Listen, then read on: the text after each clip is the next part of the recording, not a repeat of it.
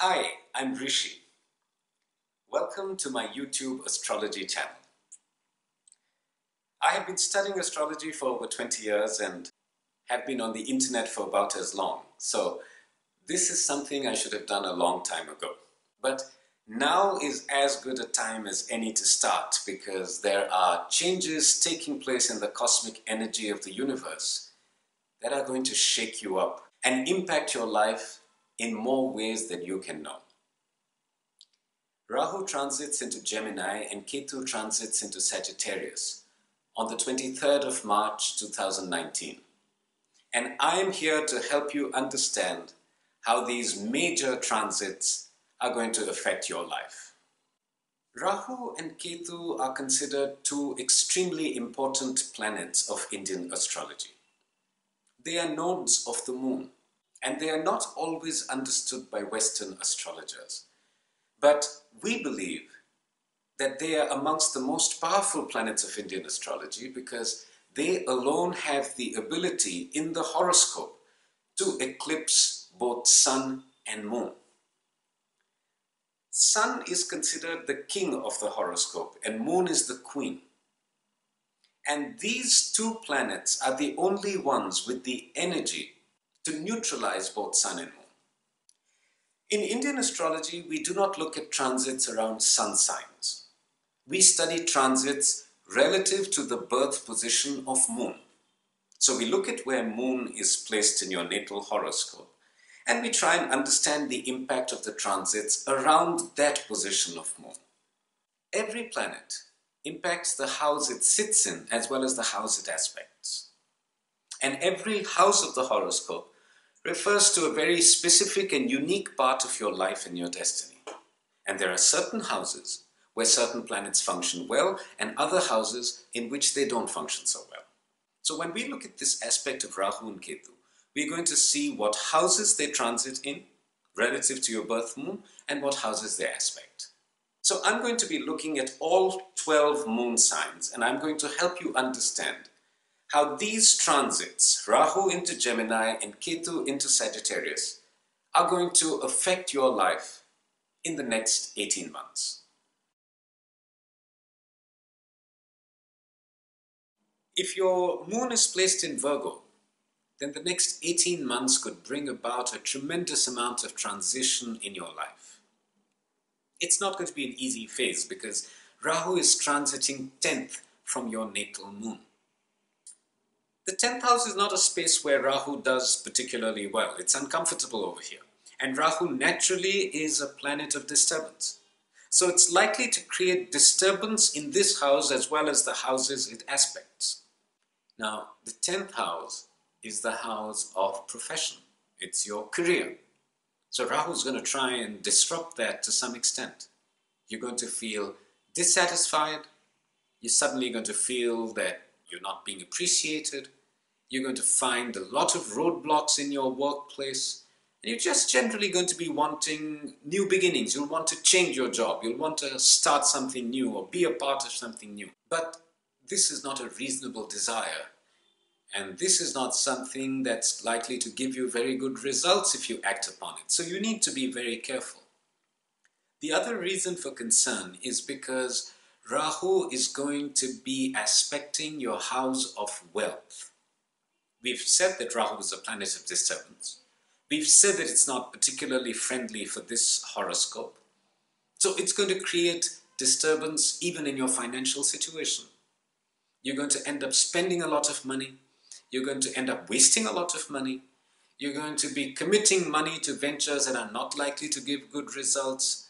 It's all part of the desire for change, for new beginnings. You're going to want to break out and do something completely, radically different. But that's going to affect you financially. It's going to harm you. It's going to create disturbance on that front. So you need to be careful, you need to be watchful, and you need to ensure that you do not allow this possibility to develop. Rahu is also going to be aspecting the 6th house of this horoscope. The 6th house is the house of enemies. It's the house of litigation. It's the house of struggle. It's the house of strife. It's the house of loss. So all of this desire for change is going to end up resulting in loss. You're going to end up alienating people. We've already seen that you're restless in your workspace. You're going to end up creating enemies for no reason. You're going to end up in conflict situations that you don't need to be in, that are not necessary for you. And all of this might result in the loss of money. It's going to affect you financially. And you need to be careful. You need to be watchful. So whenever you have this desire for great change, just calm down. Breathe. It's okay. Things are not as bad as you imagine them to be. So you can create any kind of fantasy about the life that you would like to have, that you could have. But the fact of the matter is, change is not going to help you through this particular transit of Rahu. Along with the transit of Rahu through Gemini, there is the transit of Ketu through Sagittarius. Now, Sagittarius is fourth from your natal moon. The fourth house refers to your home environment. It refers to the extent of happiness that you experience in your life. It's known as the Sukh Sthan.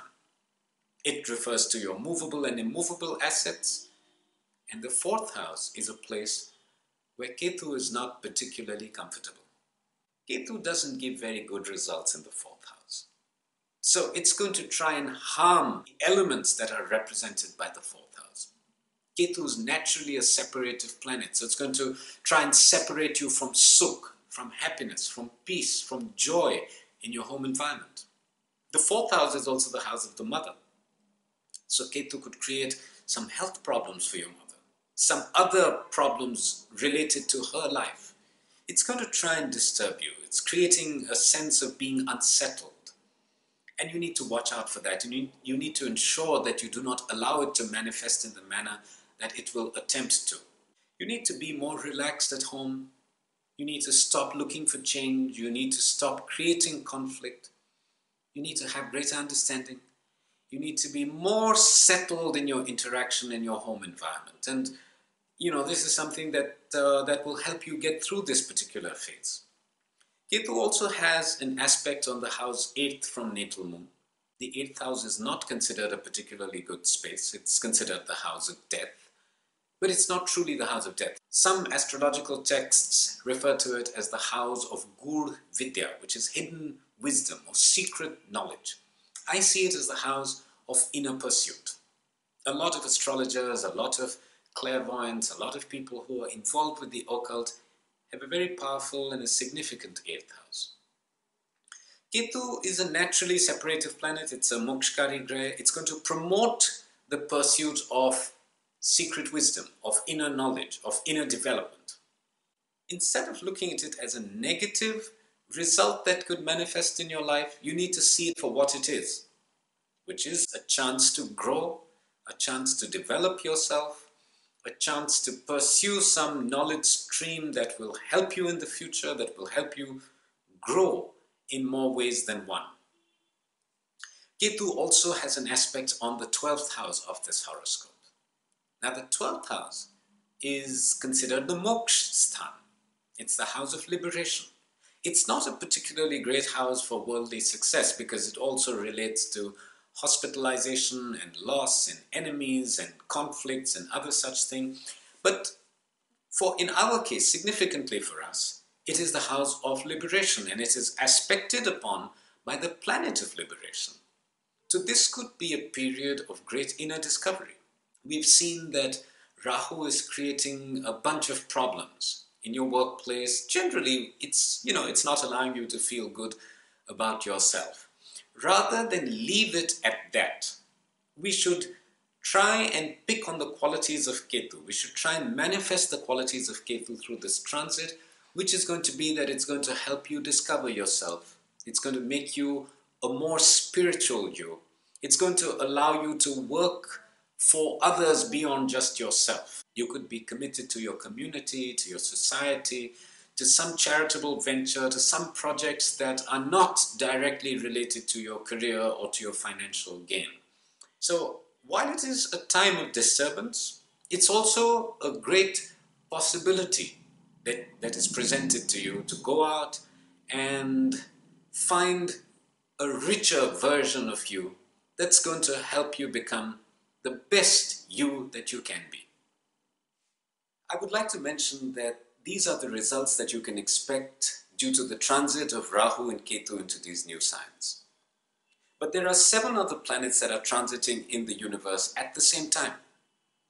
We have to study those results as well. And we have to study the nature of your individual horoscope, how the planets are positioned there, their relationship with each other, before we can get a complete picture of what can be expected in your life. However, I feel reasonably certain that the results that I have spoken of just now are the circumstances that will attempt to manifest in your lives over the next 18 months as a result of Rahu's transit through Gemini and Ketu's transit through Sagittarius. Thank you for watching my video.